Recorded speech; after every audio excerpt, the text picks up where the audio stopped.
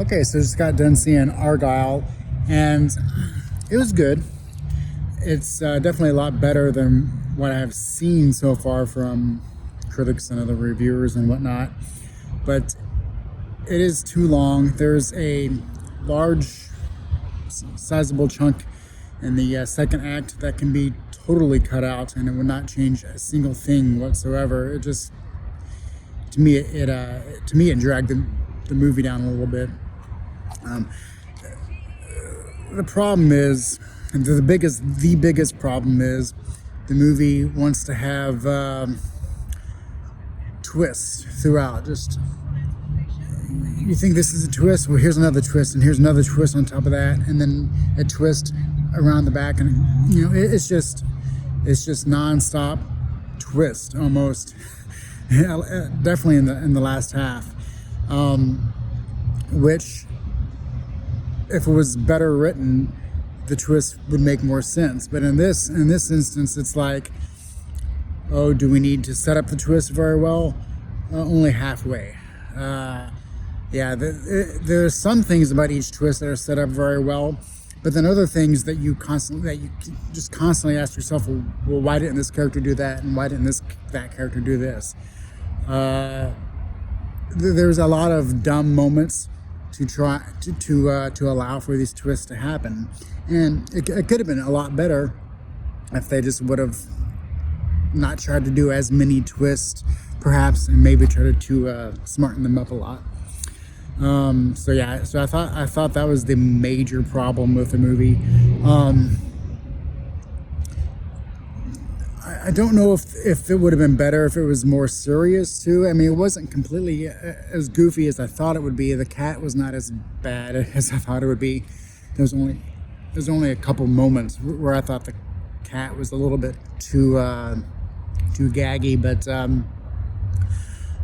apart from that, and apart from some standout plot holes, they're not standing out. They're and isn't a standout a good thing? But not when it comes to plot holes, and there's some big plot holes that do stand out. There's some good action. There is, of course, when we have a movie with a whole bunch of characters, it can run into the issue of having too many characters. There's characters that you don't know if they're going to be in the movie at all, and then they pop up. So it really is a hard time balancing those things out, and trying to focus on. I think it wants to fool you, quote unquote, so much that if it had less characters, I think the plot twist would be extra standoutish. But there's so many characters that they just kind of would leave the movie and then appear, and just there was no flow when it came to that.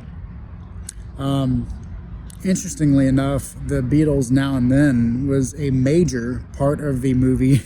It was in the movie 3 times, and it was woven into the score of the movie. So I'm not sure when they decided to use that song in such a big way, but I thought that was good.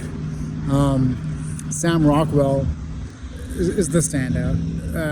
You always want Sam Rockwell to do a dance in any movie that he's in, just about, and he does like 3 dances in this. Even one major action scene is a dance.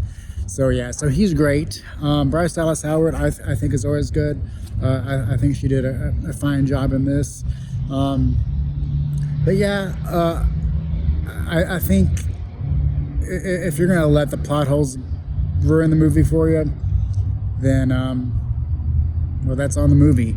It didn't ruin the movie for me, but it did make it to where I just had a good time, and that was about it. I would not really recommend this movie, just because it just feels a little bit flat. It feels like, I don't know, it feels like studio intervention. It feels like, quite frankly, if it was perhaps an R-rated movie, and it was a bit more serious, and it got rid of all the issues with the script. It could have been a much, much better movie if it needed to be PG-13. Get rid of all the plot holes and maybe be a little bit more silly somehow. I think you would have to rely on the Henry Cavill and I can't think of his name right now. I think you would have to rely on those characters a little bit more and lean in towards the more silly aspect of it. For instance, the train fight scene, I think, is where the movie could have went and just kind of done more crazy things like that. But then it gets to that second act, and then it gets switched into a bit of a more serious movie. So it's just, it feels like it's trying to walk a fine line between a really good R-rated serious movie and a super fun, just kind of goofy PG-13 movie. And it has aspects of both, but it's just overall it needed some major rewrites. But yeah, I don't think it's a movie that most people are going to be mad at. It's just going to be kind of forgotten.